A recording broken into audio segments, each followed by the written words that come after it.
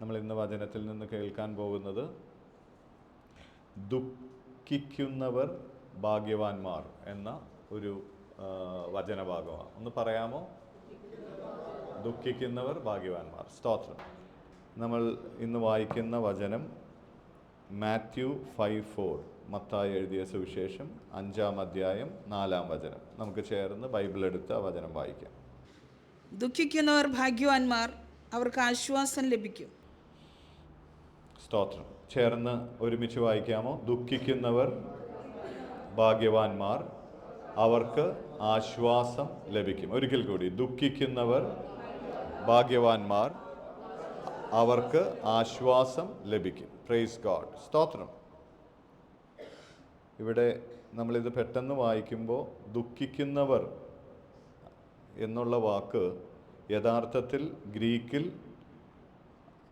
പെൻതിയോസ് എന്ന ഒരു വാക്കാണ്. അതിൻ്റെ അർത്ഥം ദുഃഖം എന്നുള്ളതിൽ ഉപരിയുള്ള ഒരു വീപ്പ്, ഒരു കരച്ചിൽ. നമ്മൾ മലയാളത്തിൽ പറയുകയാണെങ്കിൽ കരഞ്ഞ് അണയുന്നതിനെയാണ് അവിടെ പറയുന്നത്. കരഞ്ഞ് അണയുക, അതായത് ദുഃഖിച്ച് ഉറക്കെ കരയുക, അതിനെയാണ് അവിടെ പറയുന്നത്. വെറുതെ ഒരു സ്ലൈറ്റായിട്ട് ദുഃഖം വരുന്നതിനെ അല്ല ഈ വചനത്തിൽ യഥാർത്ഥ പരിഭാഷയിൽ ഉദ്ദേശിക്കുന്നത്.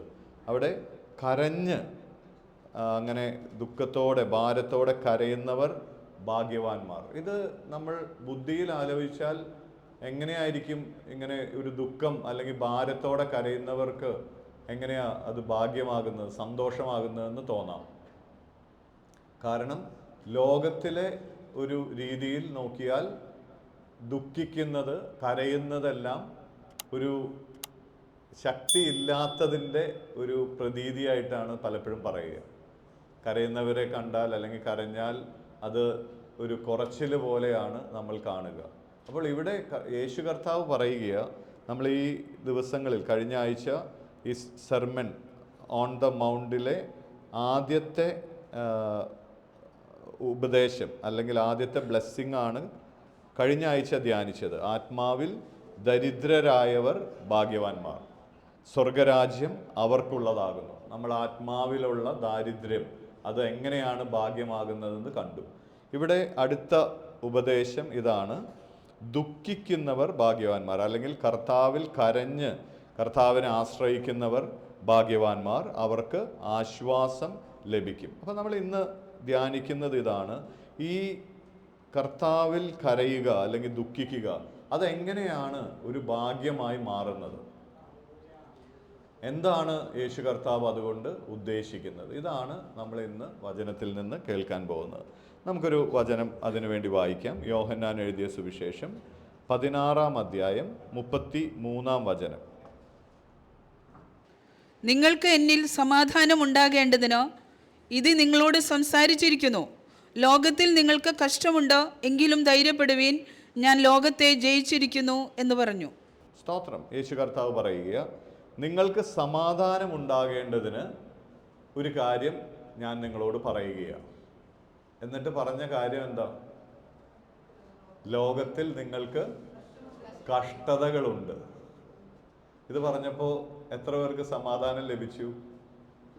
അതായത് യേശു കർത്താവ് പറയല്ലോ, നിങ്ങൾക്ക് സമാധാനം ഉണ്ടാകേണ്ടതിന് ഈ കാര്യം ഞാൻ നിങ്ങളോട് പറയുകയാണ്. അടുത്തത് ആ പറയുന്ന കാര്യം, ലോകത്തിൽ നിങ്ങൾക്ക് കഷ്ടതകളുണ്ട്. ലോകത്തിൽ നിങ്ങൾക്ക് കഷ്ടത ഉണ്ട്. ഒന്ന് പറഞ്ഞേ, ലോകത്തിൽ നിങ്ങൾക്ക് കഷ്ടത ഉണ്ട്. ഇത് തിരിച്ചറിഞ്ഞാലേ ക്രിസ്തുവിലുള്ള സമാധാനം നമുക്ക് അനുഭവിക്കുവാൻ കഴിയുകയുള്ളൂ. അതുകൊണ്ടാണ് യേശു കർത്താവ് പറയുന്നത്, ലോകത്തിൽ നിങ്ങൾക്ക് കഷ്ടത ഉണ്ട്. ഇത് നമ്മൾ തിരിച്ചറിയണം. Praise God. എങ്കിലും ധൈര്യപ്പെടുവിൻ, ഞാൻ ലോകത്തെ ജയിച്ചിരിക്കുന്നു. ഞാൻ ലോകത്തെ ജയിച്ചിരിക്കുന്നു, ധൈര്യപ്പെടുവിൻ എന്ന് പറഞ്ഞാലും യേശു കർത്താവ് ഒരു കാര്യം പറയുക: കഷ്ടതകൾ നിങ്ങൾക്ക് ലോകത്തിൽ ഉണ്ടായിരിക്കും.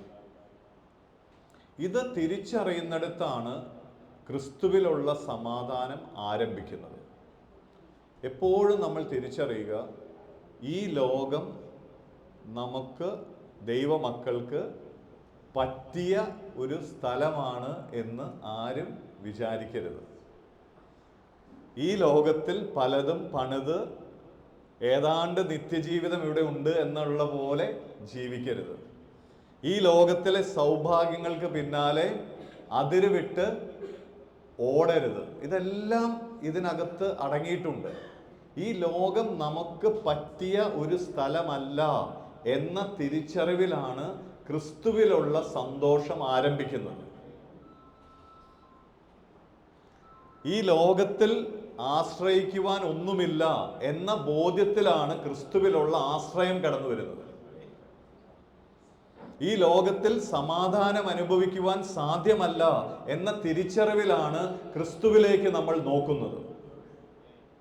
അല്ലെങ്കിൽ എന്തു പറ്റുമെന്ന് വെച്ചാൽ ലോകത്തിൽ തന്നെ ഇതെല്ലാം ലഭിക്കുവാനുള്ള ഓട്ടവും സമയവും പലതിൻ്റെയും പിന്നാലെ നമ്മൾ നടക്കും. പക്ഷെ ഇതൊന്നും ലോകത്തിൽ ലഭിക്കുകയില്ല എന്ന് മാത്രമല്ല, നമ്മളുടെ ജീവിതം ദുരിതത്തിൽ മാത്രമായി തീരും. അതുകൊണ്ടാണ് യേശു കർത്താവ് ഇങ്ങനെ പറഞ്ഞത്, സമാധാനം നിങ്ങൾ അനുഭവിക്കണമെങ്കിൽ ഒരു കാര്യം തിരിച്ചറിയണം, ഈ ലോകത്തിൽ നിന്ന് നിങ്ങൾക്കത് ലഭിക്കുകയില്ല. ഈ ലോകത്തിൽ കഷ്ടതകളാണുള്ളത്. ഈ ലോകം നമ്മൾ ദൈവമക്കൾക്ക് അനുകൂലമായ ഒരു ലോകമല്ല. ഹല്ലേലൂയ. പ്രൈസ്. മനസ്സിലായവർ കൈ ഉയർത്തി ഹല്ലേലൂയ. ഹല്ലേലൂയ. വിശ്വാസത്തിൽ വന്നെങ്കിലും ലോകത്തിൽ നിങ്ങൾക്ക് കഷ്ടതകൾ ഉണ്ട്.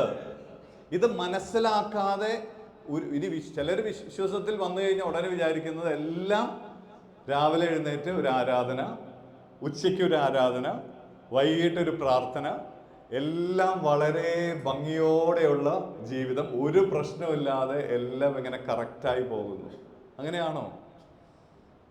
നമുക്ക് ലോകം നമുക്ക് എപ്പോഴും പ്രതികൂലമായി ചെയ്തുകൊണ്ട് ഓരോ കാര്യങ്ങൾ വന്നുകൊണ്ടിരിക്കും എന്ന് നമ്മൾ തിരിച്ചറിയുന്നിടത്താണ് നമ്മൾ പ്രാർത്ഥനയ്ക്കും വചനധ്യാനത്തിനും കൂട്ടായ്മയ്ക്കും നമ്മളെപ്പോഴും ഇങ്ങനെ വെമ്പലോടെ ഇരിക്കുക. ഈ ദൈവമക്കളുമായി ചേർന്നിരിക്കണം, പ്രാർത്ഥനയിലായിരിക്കണം. ആ സമയമാണ് നമ്മൾ സമാധാനം അനുഭവിക്കുന്നത്. ദൈവരാജ്യത്തിലെ ആ ഒരു സന്തോഷത്തിലാണ് നമ്മൾ ഈ പ്രതികൂലങ്ങളെല്ലാം അതിജീവിക്കുന്നത്. അപ്പോൾ വിശ്വാസത്തിൽ വന്നാലും ലോകത്തിൽ നിന്ന് പ്രതികൂലങ്ങൾ അല്ലെങ്കിൽ കഷ്ടത, ഞെരുക്കങ്ങൾ ഇതെല്ലാം നമ്മളുടെ ചുറ്റും നേരിട്ടുകൊണ്ടിരിക്കാം. അല്ലെങ്കിൽ തന്നെ നമ്മൾ നോക്കുക, എന്തെല്ലാം ദുരിതങ്ങളാണ് ലോകത്തിൽ നടക്കുന്നത്. ഇതെല്ലാം കാണുമ്പോൾ എല്ലാം നമ്മുടെ ഹൃദയം വേദനിക്കുന്നുണ്ട്, ദുഃഖിക്കുന്നുണ്ട്. അപ്പോൾ അത് ഒഴിവാക്കാൻ പറ്റുന്ന ഒന്നല്ല. ദുഃഖിക്കുക എന്നത്, കർത്താവിൽ കരയുക എന്നത് ഒരു ദൈവമകനെ കുറിച്ച് മകളെക്കുറിച്ച് എപ്പോഴും നമ്മളുടെ ഹൃദയത്തിൽ ഉണ്ടാകേണ്ട ഒന്നാണ്. ഹല്ലേലൂയ. ലോകത്തിൽ എപ്പോഴും നമ്മൾ തിരിച്ചറിയേണ്ട കാര്യം, കഷ്ടതകൾ, വേദനകൾ നമുക്ക് ഉണ്ട്. നമ്മൾ ഒരുപക്ഷെ ചർച്ചിൽ വരുമ്പോൾ അതെല്ലാം മറച്ചു വെച്ചായിരിക്കും വരുന്നത്. അതെല്ലാം ഉണ്ടെങ്കിലും ഒരുപക്ഷെ ഒന്നുമില്ല എന്നുള്ള പോലെ നമ്മൾ പ്രിറ്റൻഡ് ചെയ്യായിരിക്കാം. പലപ്പോഴും നമുക്ക് വിശ്വാസം തന്നെ നഷ്ടപ്പെടുന്ന കാര്യങ്ങൾ ജീവിതത്തിൽ ഉണ്ടാകാം. ഞാൻ എന്തിനു വിശ്വസിക്കണമെന്ന് തോന്നുന്നു. ഇതല്ലേ യാഥാർത്ഥ്യം. നമ്മൾ ആരുടെ മുന്നിൽ അഭിനയിക്കേണ്ട കാര്യമില്ല. ചിലപ്പോഴെല്ലാം നമ്മുടെ വിശ്വാസം തന്നെ നമുക്ക് ഒരു ക്വസ്റ്റ്യൻ മാർക്കായി വരാം. ഇത് ഞാൻ വിശ്വസിക്കുന്നത് ദൈവമുണ്ടോ എന്ന് തോന്നാം. ചിലപ്പോഴെല്ലാം വേദന, വളരെ വേദനകളിലൂടെ നമ്മൾ പോകുന്ന സമയങ്ങൾ വരാം. കഷ്ടത നിറഞ്ഞ സമയങ്ങൾ വരാം. ആരും എന്നെ മനസ്സിലാക്കുന്നില്ല എന്ന സാഹചര്യങ്ങൾ വരാം. ഒറ്റപ്പെടുത്തുന്ന സമയങ്ങൾ വരാം. അവിടെയെല്ലാം യേശു കർത്താവ് പറയുക, ദുഃഖിക്കുന്നവർ ഭാഗ്യവാന്മാർ, അവർക്ക് ആശ്വാസം ലഭിക്കും. ഹല്ലേലൂയ. ഒന്ന് പറഞ്ഞ്, ദുഃഖിക്കുന്നവർ. കർത്താവിന്റെ സന്നിധിയിൽ മാത്രമേ ആ ആശ്വാസമുള്ളൂ. അവന്റെ മുൻപിലിരുന്ന് കരയുവാൻ കഴിയുമെങ്കിൽ, ഈ വചനം ദുഃഖിക്കുക എന്നല്ല ശരിക്കും പറയേണ്ട മലയാളത്തിൽ, തേങ്ങുക, കരയുക. അവന്റെ മുൻപിലിരുന്ന് ഇതെല്ലാം നിനക്ക് പറയുവാൻ കഴിയുമെങ്കിൽ അവനിൽ നിന്നൊരു ആശ്വാസം നിന്റെ ഉള്ളത്തിൽ കടന്നു വരും. ഹല്ലേലൂയ. ഈ ലോകത്തിൽ അത് ലഭിക്കുകയില്ല എന്ന തിരിച്ചറിവ്, അതിനുവേണ്ടി നീ അധ്വാനിച്ചിട്ട് കാര്യമില്ല എന്ന ബോധ്യം, ഹല്ലേലൂയ, അത് നമ്മെ വഴി നടത്തും. ഹല്ലേലൂയ. Praise God.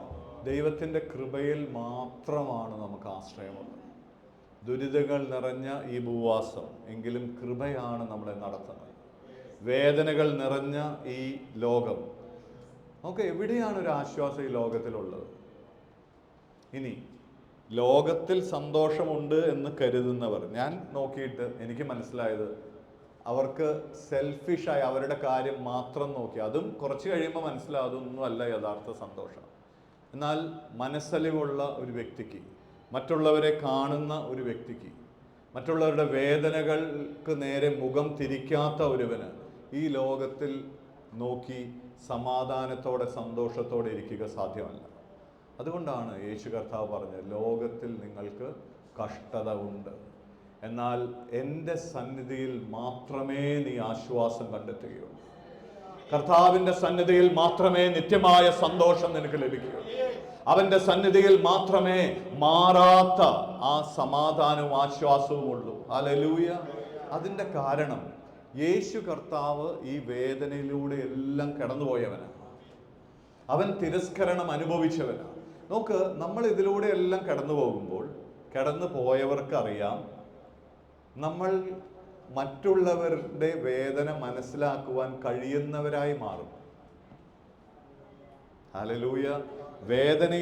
വേദനകളിലൂടെ കടന്നുപോയവർക്ക്, തിരസ്കരണത്തിലൂടെ കടന്നുപോയവർക്ക്, പരിഹാസത്തിലൂടെ കടന്നുപോയവർക്ക് പെട്ടെന്ന് മറ്റുള്ളവരിൽ അതുപോലെയുള്ള സാഹചര്യങ്ങളെ കാണുവാൻ കഴിയും. അവരോട് മനസ്സലിവ് തോന്നുവാൻ അത് കാരണമാകും. ഇതുപോലെ തന്നെ യേശു കർത്താവിന്. യേശു കർത്താവ് ഭൂമിയിലായിരിക്കുമ്പോൾ നിന്ന സഹിക്കേണ്ടി വന്നു, പരിഹാസമേൽക്കേണ്ടി വന്നു. നീ നിന്റെ അപ്പൻ ആരാണ് എന്ന് വരെ ചോദിക്കുന്ന സാഹചര്യങ്ങൾ, സ്വന്തം സഹോദരന്മാർ പോലും വിശ്വസിക്കാതെ പരിഹസിക്കുന്ന സാഹചര്യങ്ങൾ. ഹല്ലേലൂയ. ലോകം മുഴുവൻ കുറ്റം പറയുന്ന സാഹചര്യങ്ങളിലൂടെയെല്ലാം യേശു കർത്താവ് കടന്നുപോയി. അതുകൊണ്ട് വ്യക്തതയോടെ കർത്താവിന് പറയാൻ കഴിഞ്ഞു, ലോകത്തിൽ നമുക്കെല്ലാം കഷ്ടതകൾ ഉണ്ട്. ഹല്ലേലൂയ. ഇത് തിരിച്ചറിഞ്ഞാൽ ലോകത്തിലുള്ള ആശ്രയവും ലോകത്തിലുള്ള പലതിൻ്റെയും പിന്നാലെയുള്ള, നമുക്ക് ആർക്കും സമയമില്ല ഇപ്പോൾ. കാരണം ഈ ലോകത്തിലെ പലതിൻ്റെയും പിന്നാലെയുള്ള റേസിലാണ് നമ്മൾ. പലതും അച്ചീവ് ചെയ്യണം, പലയിടത്തും എത്തണം. എന്നാൽ ഈ എത്തുന്ന ഒന്നിനും നിനക്ക് സമാധാനത്തെയോ ആശ്വാസത്തെയോ നൽകുക സാധ്യമല്ല എന്ന തിരിച്ചറിവിൽ നിന്നാണ് നീ ക്രിസ്തുവുമായുള്ള ബന്ധം നിന്റെ ആരംഭിക്കുന്നത്. അവൻ്റെ സാന്നിധ്യത്തിൽ ഇരിക്കുവാൻ നീ ആഗ്രഹിക്കുന്നു. ഹല്ലേലൂയ. Praise God. നമുക്കൊരു വചനം കൂടെ വായിക്കാം. യോഹന്നാൻ എഴുതിയ സുവിശേഷം 11:35. യേശു കണ്ണുനീർ വാർത്തു. ഇതാണ് ബൈബിളിലെ ഏറ്റവും ചെറിയ വചനം. അത് എത്ര പേർക്ക് അറിയാം? ഏറ്റവും സ്മോളസ്റ്റ് വേഴ്സാണ്. Jesus wept. ഏറ്റവും ചെറുത് എന്നാൽ ഏറ്റവും പവർഫുള്ളായി എനിക്ക് തോന്നിയിട്ടുള്ളൊരു വചനമാണ്. യേശു കരഞ്ഞു. ഈ കരച്ചിലിനെ കുറിച്ചാണ് നമ്മൾ ഇന്ന് ധ്യാനിക്കുന്നത്. ലാസറിൻ്റെ വീട്ടിൽ ചെന്നപ്പോൾ അവൻ്റെ സഹോദരിമാർ യേശുവിൻ്റെ അടുത്ത് ഓടി വന്ന്, നീ ഇവിടെ ഉണ്ടായിരുന്നെങ്കിൽ ഞങ്ങളുടെ സഹോദരൻ മരിക്കുകയില്ലായിരുന്നു എന്ന് പറഞ്ഞു. യേശുവിന് അറിയാം ഞാൻ ഉയർത്തെഴുന്നേൽപ്പിക്കുമെന്ന് അറിഞ്ഞിട്ട് കൂടി യേശു കരഞ്ഞു. സ്തോത്രം. എന്തുകൊണ്ടാണ് കരഞ്ഞത്? ആ കരച്ചിലിൽ പങ്കുകാരാവുകയാണ്. Praise God. അവരോട് ആരോടും കരയരുത്, ഞാനാണ് പുനരുദ്ധാനവും ജീവനും, ഞാനിപ്പോൾ ജീവനെ നൽകും എന്നല്ല യേശു പറഞ്ഞത്. യേശു അവരോട് കൂടെ കരഞ്ഞു. നമ്മളും പല ഫ്യൂണറൽ ഹോംസിൽ പോകുമ്പോൾ നമുക്ക് പ്രത്യാശയുണ്ട്. നമുക്കറിയാം അവർ ഉയർത്തെഴുന്നേൽക്കും, വിശ്വാസത്തിൽ മരിച്ചവരാണെങ്കിൽ അവർ നിത്യതയിൽ കാണുമെന്ന പ്രത്യാശയുണ്ടെങ്കിലും ആ വേദനയിൽ അവിടെ ചെന്ന ഉടനെ എന്തിനാ സഹോദരി കരയുന്നത്? മിണ്ടിപ്പോരുത്. സഹോദരനെ കാണുമെന്നല്ല നമ്മൾ പറയേണ്ടത്. നമ്മൾ അവരോട് കൂടെ ദുഃഖിക്കുവാൻ നമുക്ക് സാധിക്കണം. അവരുടെ ദുഃഖത്തിൽ പങ്കുചേരുന്നതിനെ കുറിച്ച് ഇവിടെ പറയുന്നത്. കാരണം ദുഃഖിക്കുന്നതിന് ഒരു അർത്ഥമുണ്ട്. അത് സെൽഫിഷ് അല്ലാത്ത, സ്വാർത്ഥതയില്ലാത്ത ഹൃദയത്തിൽ നിന്ന്, ദൈവസ്നേഹത്തിൽ നിന്ന് വരുന്ന ഒന്നാണ്. മനസ്സിലായവർ കയ്യോർക്ക് ഹല്ലേലൂയ പറയാം. Praise God. അതുകൊണ്ടാണ് യേശു അവിടെ അവരുടെ ഭവനത്തിൽ ചെന്ന് അവരോടുകൂടെ ജീസസ് വെപ്റ്റ്, കരഞ്ഞു. തന്നെ ഉപദ്രവിക്കുവാൻ പോകുന്ന യെരുസലേമിനെ നോക്കി, തന്നെ പീഡിപ്പിക്കുവാൻ പോകുന്ന ആളുകളെ നോക്കി യേശു പറഞ്ഞു, ഈ യെരുസലേമിനെ നോക്കി കർത്താവ് ഉള്ളം നൊന്ത് കരഞ്ഞു. ഹല്ലേലൂയ. നമ്മളുടെ ഹൃദയം എങ്ങനെയുള്ള ഹൃദയമാണ്? ഇതാണ് ഇവിടുത്തെ വിഷയം. നമ്മൾ മറ്റുള്ളവരുടെ വേദന കാണുന്നവരാണോ? ലോകത്തിലുള്ള വിഷയങ്ങൾ കാണുന്നവരാണോ? ലോകത്തിലുള്ള ദുരിതങ്ങളുടെ ഇതിലെല്ലാം നേരെ കണ്ണടച്ച് നമ്മളുടെ കാര്യം മാത്രമായി നമുക്ക് വേണമെങ്കിൽ ജീവിക്കാം. പക്ഷെ അതൊരു ക്രിസ്തീയ ജീവിതമല്ല. അതൊരു ക്രിസ്തീയ ജീവിതമേ അല്ല. നീ നിന്റെ വിശ്വാസവും നിന്റെ കാര്യവും മാത്രം നോക്കി ജീവിക്കുന്നത് അതല്ല ക്രിസ്തീയ വിശ്വാസം. മറ്റുള്ളവരുടെ വേദനകളെ കാണുവാൻ, അവരുടെ വേദനകളിൽ നമുക്കാവുന്നത് ചെയ്യുവാൻ, ക്രിസ്തു എന്ന രക്ഷകനെ അവർക്ക് പരിചയപ്പെടുത്തുവാൻ, ക്രിസ്തു എന്ന ആ സ്നേഹത്തെക്കുറിച്ച് അവരോട് പറയുവാൻ. സ്തോത്രം. ഇതെല്ലാം സാധിക്കുന്നത് ഈ ഹൃദയത്തിലെ വേദന, ദുഃഖത്തിൽ നിന്ന്. അതുകൊണ്ടാണ് യേശു പറഞ്ഞത്, ദുഃഖിക്കുന്നവർ ഭാഗ്യവാന്മാർ, അവർക്ക് ആശ്വാസം ലഭിക്കും. Hallelujah, praise God. അവർക്ക് ദൈവത്തിൽ നിന്നുള്ള ഒരു ആശ്വാസം ലഭിക്കും. നമ്മൾ വിചാരിക്കാത്ത സമയത്ത് കർത്താവിൻ്റെ സമാധാനം വന്ന് നമ്മുടെ ഹൃദയങ്ങളിൽ വാഴും. പ്രൈസ് ഗോഡ്, ഹല്ലേലൂയ, സ്തോത്രം. Thank you Jesus. റോമർക്ക് എഴുതിയ ലേഖനം 12-ാം അധ്യായം 15-16 വചനങ്ങൾ. സന്തോഷിക്കുന്നവരോടുകൂടെ സന്തോഷിക്കുകയും കരയുന്നവരോടുകൂടെ കരയുകയും ചെയ്യുവിൻ. തമ്മിൽ ഐക്യമത്യമുള്ളവരായി വലിപ്പം ഭാവിക്കാതെ എളിയവരോട് ചേർന്നുകൊള്ളുവിൻ. നിങ്ങളെ തന്നെ ബുദ്ധിമാന്മാർ എന്ന് വിചാരിക്കരുത്. എന്ന് പറയാമോ? സന്തോഷിക്കുന്നവരോടുകൂടെ സന്തോഷിക്കുകയും കരയുന്നവരോടുകൂടെ കരയുകയും ചെയ്യുവിൻ. ഇത് മനസ്സിലാക്കിയവർ അത് എന്താണെന്ന് ചിന്തിക്കും. കരയുന്നത് ഒരു ബലഹീനതയല്ല, അത് കർത്താവിലുള്ള സ്നേഹത്തിൽ നമ്മൾ അവരോട് ചേരുന്നതാണ്. നിങ്ങൾക്ക് ചിലരെങ്കിലും വായിച്ചു കാണും, ഈ ജ്യൂസ് ഒരു കാര്യം ചെയ്യും. അവരുടെ ഇസ്രായേലിൽ വിൽക്കാൻ കിട്ടും ഒരു ബോട്ടിൽ. അതിനെ എന്തോ ഒരു പേര് വിളിക്കും. ഈ കണ്ണുനീർ കളക്ട് ചെയ്യാൻ വേണ്ടി അത് കടകളിൽ വാങ്ങാൻ കിട്ടും. അവരൊരു ഇവൻറ്റ്, ഇപ്പോൾ ഒരാളുടെ പ്രിയപ്പെട്ട ഒരാൾ മരിച്ചു, അല്ലെങ്കിൽ അങ്ങനെയുള്ള സാഹചര്യങ്ങളിൽ അവരെന്ത് ചെയ്യുന്നു വെച്ചാൽ ഈ ബോട്ടിൽ വാങ്ങിച്ചിട്ട് യഥാർത്ഥത്തിൽ കരയും അവർക്ക് വേണ്ടി. എന്നിട്ട് ഈ കണ്ണുനീര് ബോട്ടിലിൽ കളക്ട് ചെയ്യും, എന്നിട്ട് അവർക്ക് അത് കൊടുക്കും. അത് എന്തിനാണെന്ന് വെച്ചാൽ അത് വാങ്ങുന്ന ആ വ്യക്തിക്ക് ഒരു വലിയ ആശ്വാസം. ഈ ബോട്ടിൽ കൈമാറുമ്പോൾ എൻ്റെ കൂടെ കരയുവാൻ എനിക്കൊരാളുണ്ടായിരുന്നു എൻ്റെ വേദനയിൽ. ഇതാണ് അവിടെ വലിയ വചനം ഒന്നുമല്ല. ആകെ അവർ ചെയ്യുന്നത്, ഞാനും നിൻ്റെ ഈ വേദനയിൽ ദുഃഖിക്കുന്നു എന്നത് കാണിക്കുവാൻ ഈ ബോട്ടിലിൽ ശേഖരിച്ച അവരുടെ കണ്ണുനീർ അവർ ആ വേദനിക്കുന്ന വ്യക്തിക്ക് കൊടുക്കും. Praise God. ഇവിടെ വചനം പറയുക, സന്തോഷിക്കുന്നവരോട് കൂടെ സന്തോഷിക്കുകയും കരയുന്നവരോടുകൂടെ കരയുകയും ചെയ്യുവിൻ. ഹല്ലേലൂയ. ഇതെല്ലാം നമ്മൾ മറ്റുള്ളവരുടെ, ദൈവമക്കളുടെ പ്രത്യേകിച്ച് സഭയ്ക്കകത്തിരിക്കുന്ന എല്ലാവരെയും ഞാൻ കൂടെ പറയുക, നമ്മൾ അറിയണം, അവരെ സ്നേഹിക്കണം. നമ്മൾ തമ്മിൽ സ്നേഹിക്കുന്നുവെങ്കിൽ നിങ്ങൾ എൻ്റെ ശിഷ്യന്മാരെന്ന് ലോകം അറിയുവാനിടയാകും. ഹല്ലേലൂയ. ക്രിസ്തീയ ജീവിതം എന്നാൽ നമ്മൾ തമ്മിൽ സ്നേഹിക്കുക എന്നതാണ്. താൻ കാണുന്ന സഹോദരനെ സ്നേഹിക്കാത്തവന് കാണാത്ത ദൈവത്തെ എങ്ങനെ സ്നേഹിക്കുവാൻ കഴിയും? കർത്താവ് പറഞ്ഞു, ദൈവത്തെ സ്നേഹിക്കുന്നു എന്ന് പറയുകയും സഹോദരനെ സഹോദരിയെ സ്നേഹിക്കാതിരിക്കുകയും ചെയ്യുന്നവൻ കള്ളൻ ആകുന്നു. അത്രയും പ്രാധാന്യപ്പെട്ട ഒരു കൽപ്പനയാണ്. നമ്മൾ പരസ്പരം എൻകറേജ് ചെയ്യേണ്ടവരാണ്, തമ്മിൽ സ്നേഹിക്കേണ്ടവരാണ്. ദൈവത്തിൽ നിന്ന് ജനിച്ചവരെ നമ്മൾ സ്നേഹിക്കണം. ദൈവത്തെ സ്നേഹിക്കുന്നവൻ അവനിൽ നിന്ന് ജനിച്ചവരെയും സ്നേഹിക്കണം. ദൈവത്തിൽ നിന്ന് ജനിച്ചവരാണ് ദൈവമക്കൾ, ദൈവത്തിൻ്റെ ആത്മാവിൽ നിന്ന് വീണ്ടും ജനിച്ചവർ.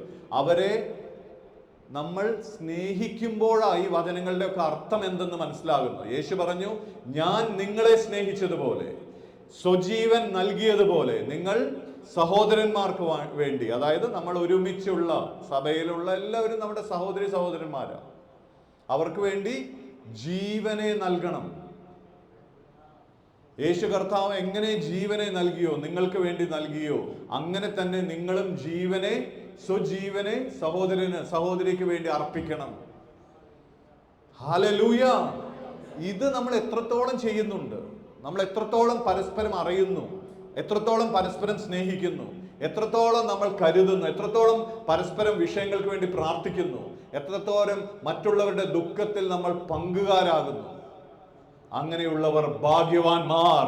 എന്തെന്നാൽ ദൈവത്തിൽ നിന്നുള്ള ആശ്വാസകാലങ്ങൾ അവരുടെ മേൽ വരും. ഹല്ലേലൂയ. ലോകത്തിലെ ഒരു കഷ്ടതയ്ക്കും അവരെ തളർത്തുക സാധ്യമല്ല. കാരണം അവർ കർത്താവിൽ ആശ്രയം വെക്കുന്നവരും, കർത്താവിന്റെ മക്കളെ സ്നേഹിക്കുന്നവരും, കർത്താവിന്റെ മക്കളെ കരുതുന്നവരും, കർത്താവിന്റെ മുൻപിൽ കരയുന്നവരുമാണ്. അവർക്ക് ആശ്വാസം ലഭിക്കും.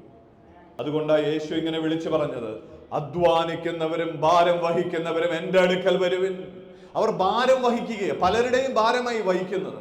യേശു പറഞ്ഞു, തന്റെ ക്രൂശ് എടുത്ത് എൻ്റെ പിന്നാലെ വരുവാത്തവന് എൻ്റെ ശിഷ്യനായിരിക്കുക സാധ്യമല്ല. നമ്മൾ ഭൂമിയിലായിരിക്കുമ്പോൾ ഒരു കഷ്ടതയുടെ ക്രൂശുണ്ട്, അത് ഒഴിവാക്കാൻ നോക്കരുത്. കഷ്ടതയുടെ വഴി ഒഴിവാക്കാൻ നോക്കരുത്. കാരണം നിത്യതയിലേക്കുള്ള വഴി കഷ്ടത നിറഞ്ഞതും ഇടുങ്ങിയതുമാണ്. അത് ഒഴിവാക്കുക. എങ്ങനെയെങ്കിലും സന്തോഷമായിരിക്കുക ലോകത്തിൽ, അത് സാധ്യമല്ല. കഷ്ടതയിലൂടെ കടന്നു പോകുമ്പോൾ അത് ഒഴിവാക്കാൻ നോക്കുകയല്ല, അതിനെ കർത്താവിൽ ആശ്രയിച്ച് കർത്താവിൻ്റെ മുൻപിൽ കരഞ്ഞ് അതിജീവിക്കുകയാണ് നമ്മൾ ചെയ്യുന്നത്. എനിക്ക് കഴിയില്ല കർത്താവേ, ഐ കനോട്ട് ഡു ഇറ്റ്, ഞാൻ തളർന്നു പോവുകയാണ്, എനിക്കിതിനുള്ള ബലമില്ല, ഞാൻ എങ്ങനെ ഇത് മുൻപോട്ട് കൊണ്ടുപോകും, എനിക്ക് വിശ്വസിക്കാൻ തന്നെ കഴിയുന്നില്ല, എനിക്ക് യഥാർത്ഥത്തിൽ ഒന്നിനും കഴിയില്ല, കർത്താവ് സഹായിക്കണം. ഇങ്ങനെയാ കരയുന്നത്. ഹല്ലേലൂയ. അതുകൊണ്ടാണ് യേശു പറഞ്ഞു, അധ്വാനിക്കുന്നവരും ഭാരം വഹിക്കുന്നവരും എൻ്റെ അടുക്കൽ വരുവിൻ. മത്തായി 11:28 വായിക്കാം. അധ്വാനിക്കുന്നവരും ഭാരം ചുമക്കുന്നവരുമായുള്ളവരെ എല്ലാവരും എൻ്റെ അടുക്കൽ വരുവീൻ, ഞാൻ നിങ്ങളെ ആശ്വസിപ്പിക്കും. ഒന്ന് ഒരുമിച്ച് പറയാമോ? അധ്വാനിക്കുന്നവരും ഭാരം ചുമക്കുന്നവരുമായവരെ നിങ്ങളെല്ലാവരും എൻ്റെ അടുക്കൽ വരുവിൻ, ഞാൻ നിങ്ങളെ ആശ്വസിപ്പിക്കും. ഹല്ലേലൂയ, പ്രൈസ് ഗോഡ്, സ്തോത്രം. നമ്മൾക്കെല്ലാം വേദനകൾ ഉള്ളവരാണ്, നമ്മളെല്ലാം ഭാരം ചുമക്കുന്നവരാണ്. നോക്ക്, ഇത് നമുക്ക് കണ്ണടച്ച് എനിക്കൊരു കുഴപ്പമില്ല എന്ന് പറഞ്ഞുകൊണ്ടിരിക്കാം. അങ്ങനെ ചെയ്യുന്ന കുറേ പേരുണ്ട്. എനിക്കൊരു കുഴപ്പമില്ല, എനിക്ക് എല്ലാം പരിഹരിക്കാൻ കഴിയും, ഞാൻ വളരെ ശക്തിമാനാണ്, അങ്ങനെയൊക്കെ നമുക്ക് വേണമെങ്കിൽ സ്വയം പറയാം. എന്നാൽ യാഥാർത്ഥ്യം നമ്മളുടെ കരങ്ങളിലല്ല ഒന്നും ഇരിക്കുന്നത്. നമ്മൾ ഒരുപാട് ഭാരങ്ങൾ ഈ ലോകത്തിൽ വഹിക്കുന്നുണ്ട്. എന്നാൽ അത് നമ്മളുടെ കൂടെ ചുമക്കുവാൻ, കൂടെ കരയുവാൻ, നമ്മളെ മനസ്സിലാക്കുവാൻ ഈ ഭാരങ്ങളെല്ലാം ചുമന്ന ഒരുവനെ കഴിയുകയുള്ളൂ. തിരസ്കരണം അനുഭവിച്ചവനെ തിരസ്കരണത്തിന്റെ വേദന അറിയുകയുള്ളൂ. ഹല്ലേലൂയ. കുറ്റം പറഞ്ഞ് അത് കേട്ട് സഹിച്ചവനെ മറ്റുള്ളവന്റെ ആ വേദന, അതുപോലെയുള്ള അവസരം മനസ്സിലാക്കാൻ കഴിയുള്ളൂ. യേശു കർത്താവ് ഇതിലൂടെ എല്ലാം കടന്നുപോയിട്ടാണ് പറയുന്നത്, അധ്വാനിക്കുന്നവരും ഭാരം ചുമക്കുന്നവരുമേ നിങ്ങൾ എൻ്റെ അടുക്കൽ വരും, ഞാൻ നിങ്ങളെ ആശ്വസിപ്പിക്കാം. എനിക്കറിയാം നീ കടന്നു പോകുന്ന വേദന എന്താണ്. ഹല്ലേലൂയ.